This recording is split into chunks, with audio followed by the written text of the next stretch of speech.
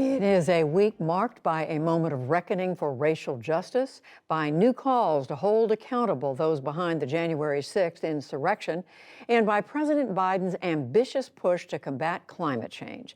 To help make sense of it all, the analysis of Brooks and Capehart. That's New York Times columnist David Brooks and Jonathan Capehart, columnist for the Washington Post. Hello to both of you. It's so good to see you on this Friday night. Hey, Judy. A lot to talk about. Let's start with the climate summit. David, President Biden laying out some really ambitious goals, saying the U.S. needs to deeply cut carbon emissions. Is it realistic? And is life going to have to change in this country to get there? Well, it's noble and it's the right policy. I'm not sure how realistic it is. It's a policy it's going to introduce a lot of electric vehicles, as we just saw. We're going to have a new power grid. If all these things go through, will we really cut emissions by 50%? Well, at the height of COVID, when we were totally shut down, we cut emissions like 21%. So I'm not totally optimistic. I think the experts that I've read have said you got to do more. There has to be a price on carbon.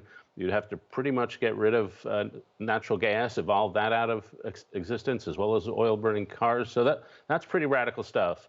But that doesn't make the perfect the enemy of the good, or whatever the expression I'm searching for is. So it's definitely a step in the right direction. I think the really hard thing is China. China is just still burning coal plants. They're still producing more energy. John Kerry, our envoy, wants to keep our climate change policy toward China, with China, independent of all of our other policies with China. As our relations get a lot rockier, as I imagine they will, I don't think that'll be possible. And so how will we create really a global accord when we're really in some sort of Cold War with China? What do you think, Jonathan? Are these things that can really happen? I think I'm with David here that I'm not sure whether these goals are, with the numbers that have been set, are actually attainable. What I take from the climate summit this week is, President Biden, by holding this summit with the 42 nations, is sending a couple of signals. One, the United States is back in a leadership role in doing something about climate and doing something about climate change, that it wants to lead the global effort, a recognition that without the United States' participation, China and India will most definitely not participate in any action to do something about climate. And so if we're going to do anything, achieve any goal, we need to have the United States, China, India, and the world united in at least doing something. And I think that's what that summit was about this week. Let me turn both of you to one of the, of course, big developments of the week, and that was the verdict in the Derek Chauvin trial, accused in the murder of George Floyd. David, what do you take away from that, and what effect do you think, we talked about this some last week, but what effect do you think it could have on policing in this country and on relations between the races? Well, the most important news event that happened this week is something that didn't happen. We didn't get an acquittal. We didn't get civil unrest. We didn't get another occasion where people would lose faith in the system and really be disgusted by the system. That didn't happen. And so we can look with some satisfaction at a trial where I think most people agree justice was done. And we can look back on an episode in American life from the time of George Floyd's killing until the conviction, when race was on the table in a way it hasn't been, in my view, since mid-1960s. The problem, the disparities, the injustices have now become a topic of constant conversation and, in my view, a constant gradual truth-bearing. And this has been an awkward set of circumstances for a lot of people, a lot of hard conversations. But to me, it's in a rough year. It's been an overall positive, really positive development in American life. And Jonathan, do you see these hard conversations leading to something meaningful?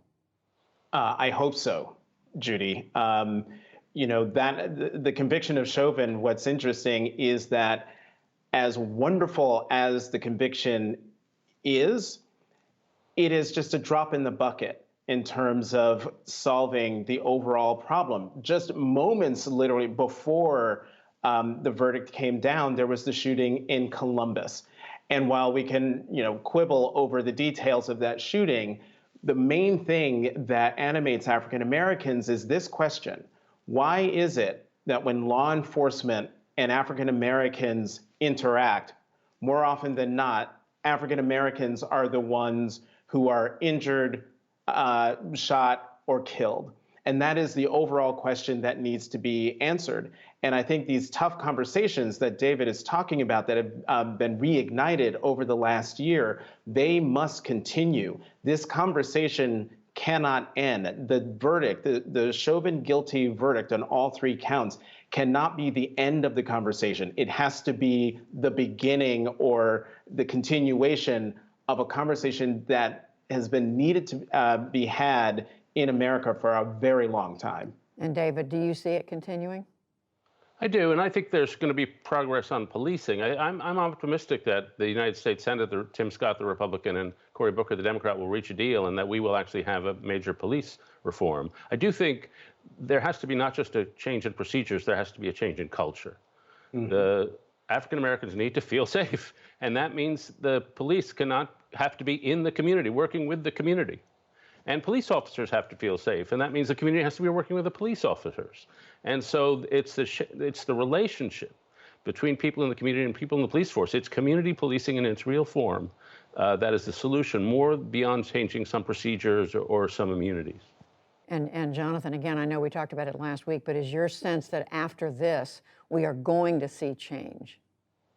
I do think so, and I think the passage of the George Floyd Justice in Policing Act would be a very good step. I am very optimistic about the bill's chances today, more so than I was a week ago today. The fact that Senators Cory Booker and Tim Scott and Congresswoman Karen Bass, who is the lead person in the House, are all talking about ways to get this bill done, including a conversation about qualified immunity that is making it possible for people to sue police departments or police officers individually. That's a huge sticking point for Republicans.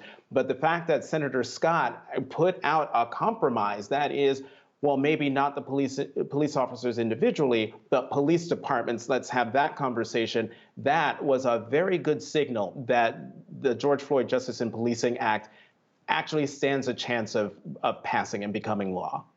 And David, there was a development this week around the attempt to come up with an independent commission to investigate what happened on January 6th, the insurrection at the Capitol. Speaker Pelosi has now made at least 2 sets of proposals, concessions, if you will, compromises to Republicans. So far, there's no agreement. How important is it that there be an independent investigation of what happened?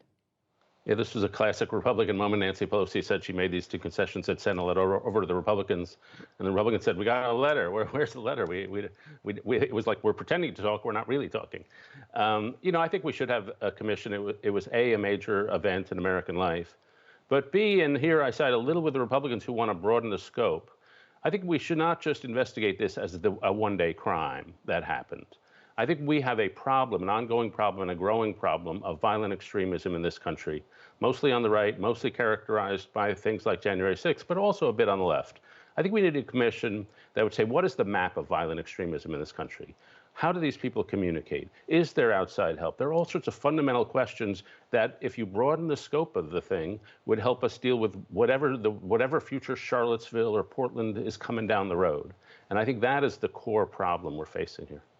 Jonathan, do you think the scope should be broadened, as Republicans are saying they want? Absolutely not. There is no comparison between the people, the insurrectionists who stormed the U.S. Capitol to subvert the will of the American people. There's no comparison between them and the loosely affiliated folks who are under the umbrella of so-called Antifa. What happened on January 6th needs to be investigated. The people who were involved in the planning, the people who just unleashed violence on the U.S. Capitol, but on American democracy. We need to know what happened, why it happened, and how we can prevent that from happening. And what happened on the 6th is part of a larger problem in the country of the rise of far-right extremism. And we should spend our time focused on that. Well, somewhat in connection with all this, David, your column today in the New York Times, you carried, frankly, a sobering warning about what's happened to Republicans since President Trump left office. Spell out a little of what you're seeing and what your concern is. Yeah, well, some of us had hopes that when Trump was not spewing hate from the Oval Office, life would calm down. In fact, the Republican Party has grown more radical in a specific way. It's become more catastrophically pessimistic. In one poll, people were asked, do you think politics is for policies, or do you think it's for national survival? More than 50% of Trump voters think it's about national survival. Only 19% think government is about policies. In another survey question, people have said, which of these two comments do you more agree with? It's a big, beautiful world filled with people who are mostly good, or our lives are threatened by criminals, terrorists, and illegal immigrants. 75% of Biden voters supported big, beautiful world. 66% of Trump voters supported our lives are threatened. And so here's a group of people who feel the very existence of the country they know is threatened, and they have to armor up. They have to get violent. They have to prepare for the coming conflagration. And that's just a horribly pessimistic mentality in a country where democracy depends on us having faith in each other and having some sense of psychic security. And so that deep, deep pessimism is, I'm afraid, radicalizing the party in ongoing. Jonathan, thoughts on that? Well, I read David's column and I thought it was terrific, and it is a sobering warning for the rest of the country. What has happened to the Republican Party, it's terrible for governance, but it's also terrible for the direction that the country is going, and especially a country that is changing demographically as quickly as the United States. We are not going to be able to hold the enterprise that is America together as long as one of the two major parties in this country, one, doesn't govern, and two, gives voice to and gives cover for domestic terrorists, racism, and the perpetuation of white supremacy. We will not survive if that is the way the Republican Party will remain. Sobering ending to this conversation. David, we thank you. And Jonathan, we thank you. Thanks, Judy. Thank you too, Judy.